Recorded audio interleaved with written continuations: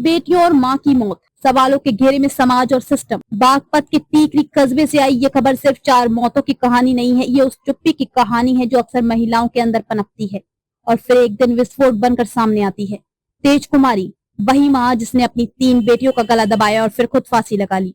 गुंजन, किट्टो और नीरा, जिनकी जिंदगी अभी शुरू भी नहीं हुई थी, वे इस दुनिया से चली गई।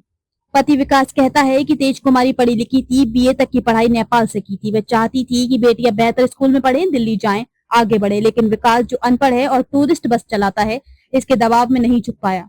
घर की कलह ने अंततः 4 जिंदगियों को छीन लिया। सवाल सिर्फ एक परिवार का नहीं है, गांव की महिलाएं विलाप कर रही थी। अगर मरना ही था तो अकेली मरती, बच्चियों का क्या कसूर था। लेकिन असली सवाल यह है कि क्या सचमुच ये अकेली एक औरत की गलती है या फिर हमारा समाज जो महिलाओं की पढ़ाई और उनके सपनों को बोझ मानता है, कहीं न कहीं इन मौतों के लिए भी जिम्मेदार है। पुलिस और प्रशासन की भूमिका पोस्टमार्टम रिपोर्ट में साफ लिखा है। बच्चियों का गला घोटा गया और मां ने फांसी लगाई। पुलिस जांच कर रही है, लेकिन जांच से पहले ही एक आदमी टूट पड़ा है, विकास। वह बार बार कह रहा है कि अब वह भी मर जाएगा। क्या सिर्फ एफआईआर और पोस्टमार्टम से ये कहानी पूरी हो जाएगी?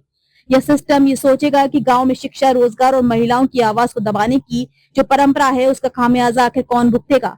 अंत में ये सिर्फ एक क्राइम रिपोर्ट नहीं है, ये कहानी है सपनों के टूटने की। ये कहानी है उस दबाव की जिसमें औरतें जीती हैं, और ये कहानी है उन बच्चियों की जिनकी मुस्कानें अब कभी लौटकर नहीं आएंगी। हमारे गांव समाज को सोचना होगा, क्यों एक पढ़ी लिखी महिला को अपने सपनों को पूरा करने के लिए इतना अकेला छोड़ दिया गया कि उसने मौत को रास्ता मान लिया।